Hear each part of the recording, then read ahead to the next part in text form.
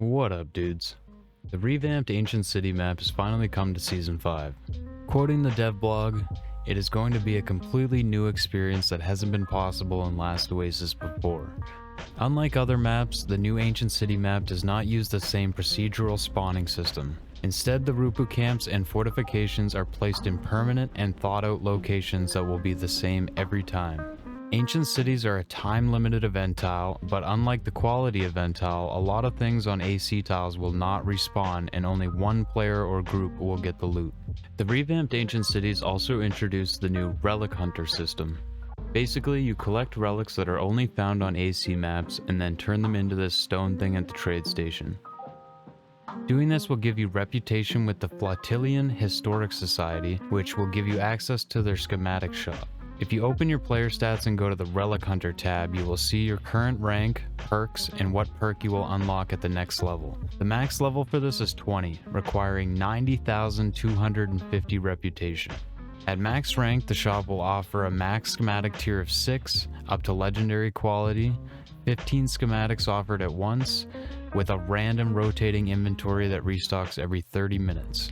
The Relic Hunter shop only accepts a new currency called Forebear coins, which is also only obtained on the AC maps. Alternatively, you can now also find black market merchants randomly spawning on non-event tiles that you can trade relics to for Forebear coins.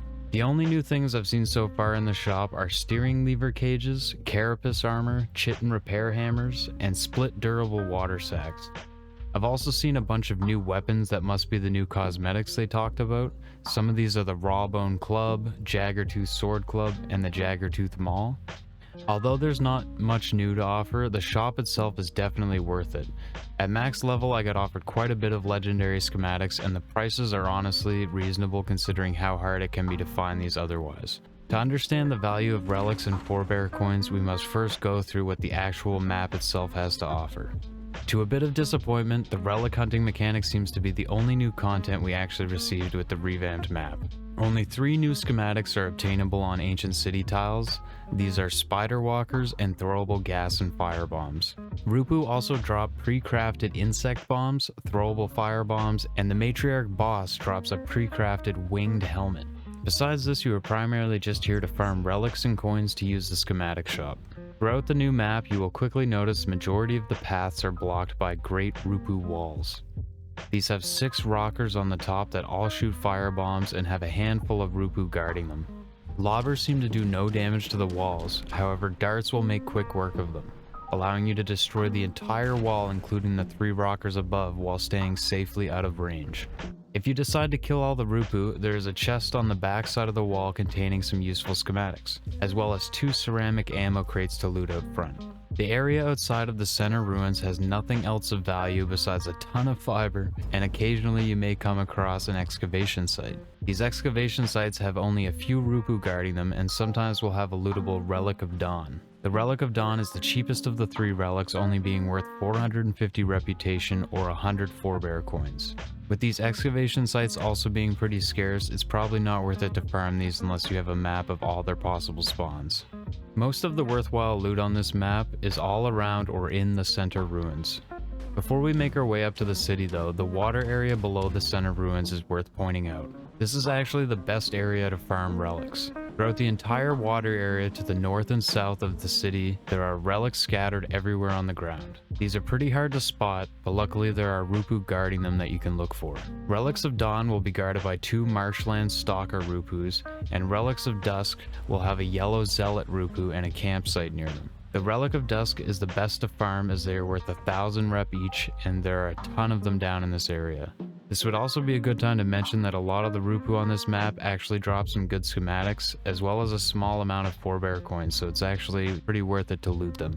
For the sake of sanity, don't forget to bring Galishes when farming down here, as it's all toxic water. I usually have better luck on the north side, as there are a ton of relics you can loot without getting in the range of any of the gas or firebomb rockers up on the city ruins above.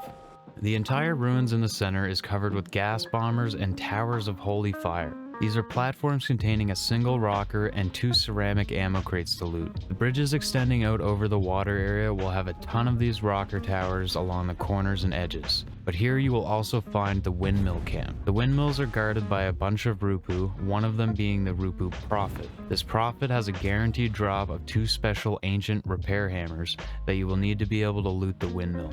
If you already have a hammer, you do not actually need to kill these Rupu to loot the windmill. You can simply aggro the Rupu and pull them to a spot where they will fall off the edge. Once the area is clear, whack the wooden beams a few times with the repair hammer, and the windmill should start up. Once the process is done, you can loot the windmill for some walker weapon schematics and a chance at the spider walker schematic. These windmills are the only thing you will find here unless you head to the final inner sanctum of the city ruins. Unless you are farming windmills or driving a big walker, most of the rockers in the area can and should be avoided entirely. Located at the very center of the map inside a cave are the 2 most worthwhile Rupu camps. The first is the Ancient Pyramid, which is basically free loot to the first person who reaches it. The chest contains around 100 to 300 forebear coins as well as armor and bomb schematics. And surrounding the chest are 4 relics of dusk, netting you an easy 4,000 reputation. The few Rupu guarding it do not need to be killed to get the loot, and I will usually grab it while fighting or blocking them. The final Matriarch Camp located next to the pyramid is what they described as the most brutal melee-only PvE experience we've introduced to date. Sadly, brutal just means the same Rupu with enlarged character models, insanely high health pools, and the ability to bombard you with all 3 different types of throwable bombs. The Matriarch herself has 8,000 HP and is guarded by 4 priestesses, 3 zealots, a prophet, a gravedigger, a hunter, and an ash dweller. The reason I listed every Rupu is because all of these need to be killed to get the loot. And currently there's an issue where the Rupu spawn up above the center cave, causing them to roam and get stuck in unusual places. A lot of the time you can find the Rupu stuck up above in the cracks, but depending on where you enter the cave or initially aggro the Matriarch Camp, they may wander. I was told this would be fixed next patch, and hopefully that's sooner than later, because at the moment as a solo, if a Rupu wanders too far from the camp, you are screwed and the camp will despawn as you attempt to find it. After 10 minutes of smacking the Matriarch to death, she will have the chance to drop a special firebomb called the Holy Fire, as well as a pre-crafted winged helmet if you're lucky. The special Holy Firebomb must be thrown at the Face of Stars altar to break it open. The only thing you are rewarded for all this effort is a Relic of Stars that is worth 2,500 rep, as well as a chest containing the exact same loot as the Oracle camps back on Sleeping Giants map. A very important thing I want to go over again about this map is that none of the relics, camps, or structures will respawn for the entire duration of the event tile. This event tile is just a race to the center, and if you don't get there first, you will miss out on most of the loot.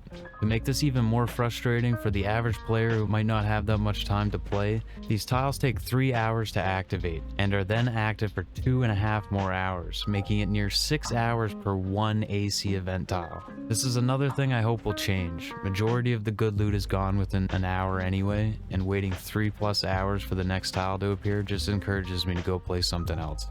The map seems hard at a glance, but with some trial and error I've found multiple routes that get me to the center extremely quick without having to destroy or kill anything at all. Using a dinghy, you can easily drive up and along hills to get around the walls, and as long as you keep moving, the rockers won't be too much of a threat. This clip shows how I reached the pyramid in under 5 minutes without destroying anything at all. At the moment, this is unfortunately all the new content the Revamped Ancient City map offers. Past devblogs have stated that wingsuits were intended to be released with the map, and I believe the map is meant to eventually incorporate fabricators for the drafting paper system. The drafting paper system will allow us to permanently learn schematics similar to how tablets were crafted in past seasons. The map definitely feels incomplete, and I hope that to be the case, because the current content alone is a letdown. What was promised to be an entirely new experience never seen in the game before ended up just feeling like more of the same.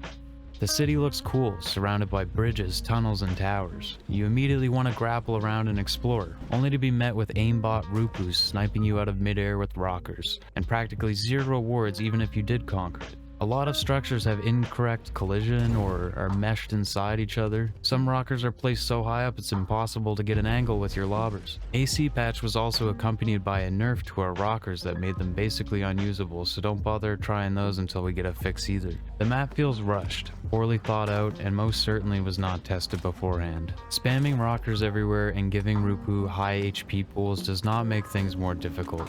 It just makes it tedious and not fun.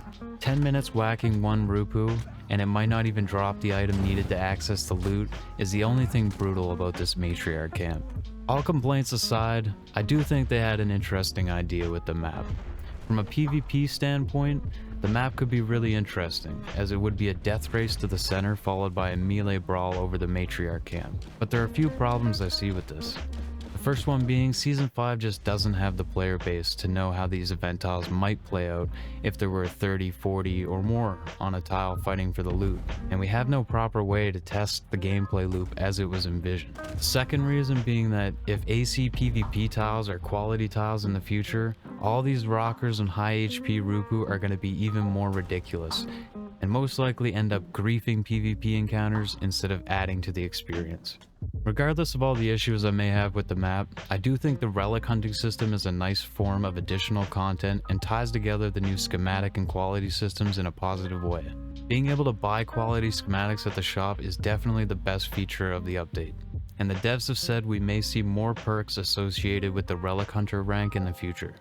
The Spider was also one of my favorite walkers, so it's great to finally see it back in the game. However, it requires something called small walker spare parts to do any of the upgrades in place of the usual required walker schematic. These spare parts are not in the game as far as I know, and I'm not sure if this is a bug or an incomplete mechanic.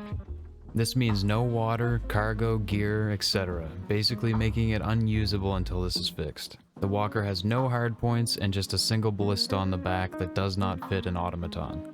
I think that covers everything though.